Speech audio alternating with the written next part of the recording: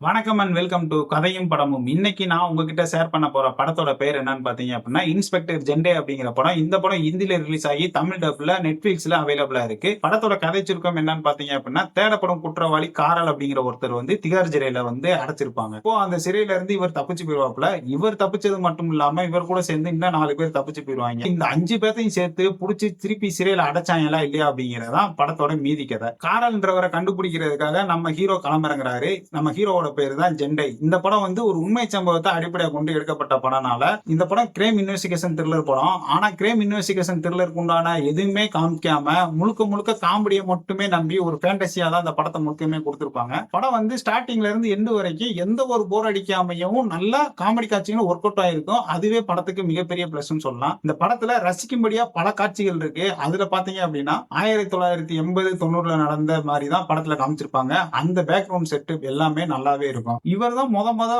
அந்த கார்ல அப்படிங்கிறால கைது பண்ணிருப்பாப்ல நம்ம ஜெண்டே. இவர் தப்பிச்சு போயிட்டேன் அப்படின்னு அந்த நியூஸ் தெரிஞ்சதுக்கு அப்புறம் ஒரு படபடப்பா இருக்கிற சீன் அந்த ஒண்ணு, டிஜிபி வர்றவரு ஜெண்டே கிட்ட பேசுற அந்த சீன், நம்ம தான் எப்படியா கண்டுபிடிச்சிடணும், மும்பை போலீஸ்க்கு ஒரு இது இருக்கு அப்படின்னு சொல்லி ஏத்தி விடுறது, இப்படி எல்லாமே நல்லாவே இருக்கும். ஒரு 5 பேர் கொண்ட டீம் ஃபார்ம் பண்ணிடுவாங்க. அந்த டீம்ல ஒருத்தன் சிரிக்கவே மாட்டான். கேட்டா நான் சிரிச்சுக்கிட்டு தான் இருக்கேன் அப்படின்னு. ஆனா அவர் ஒரு சிரிக்க வேண்டிய இடத்துல கரெக்டா சிரிச்சிருவாப்ல. அது சூப்பராவே இந்த படத்திலேயே ஒர்க் அவுட் ஆயிருக்கும். அதுக்கப்புறம் பாட்டில் அப்படிங்கிற ஒருத்தர் இவர் கூட பயணிச்சிருப்பாப்ல. அவர் ஒரு சில இடத்துல பண்ற காமெடி இது எல்லாமே சூப்பரா இருக்கும். ஒரு சீன்ல பாத்தீங்க அப்படின்னா, உங்ககிட்ட என்னென்ன ட்ரெஸ் எல்லாம் இருக்கோ அதெல்லாம் போட்டுவாங்க அப்படின்னு சொல்லி நம்ம ஜெண்டை சொல்லுவாரு. சரின்னு சொல்லி எல்லாருமே போட்டு வந்துருவாங்க. ஆனா பாட்டில் அந்த இடத்துல ஒரு காமெடி பண்ணுவாப்ல.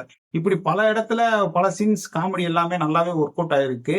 ஒருத்தனை புடிச்சு வச்சிருவாங்க. புடிச்சு வச்சுட்டு அவன்கிட்ட இருந்து உண்மையை எப்படியாவது வெளியே கொண்டு வரணும் அப்படின்றனால அவன்கிட்ட உண்மையை வெளியே கொண்டு வர்றதுக்கு ஒரு ட்ரிக் பயன்படுத்துவாங்க. அதுவுமே ரசிக்கும்படியா இருந்துச்சு, சூப்பராவுமே இருந்துச்சு. இந்த படத்தோட நெகட்டிவ் அப்படின்னு சொல்லி பாத்தீங்க அப்படின்னா, படத்தோட வில்லன் 32 கொலை பண்ணிருக்கான் அப்படின்னு சொல்லி காமிச்சிருப்பாங்க. அதுல ஒரு சில கொலைகளை கொஞ்சம் கொடூரமா பண்ணி காமிச்சு கொஞ்சம் கொடுத்த பில்டப்புக்கு அது மாதிரி சீன்ஸ் இருந்துருந்துச்சு அப்படின்னா சூப்பரா இருந்திருக்கும். அது எதுவுமே இதுல வைக்கல. அது ஒரு சின்ன மைனஸ் மாதிரி தெரிஞ்சுச்சு. இந்த படத்துல அடல்ட் சீன்ஸ் இருக்கா அப்படின்னு சொல்லி கேட்டீங்க அப்படின்னா இருக்கு. ஒரே ஒரு இடத்துல மட்டும் ஒரு அடல்ட் சீன்ஸ் வரும். அதுவுமே ரொம்ப கொடூரமாலாம் காமிச்சிருக்க மாட்டாங்க.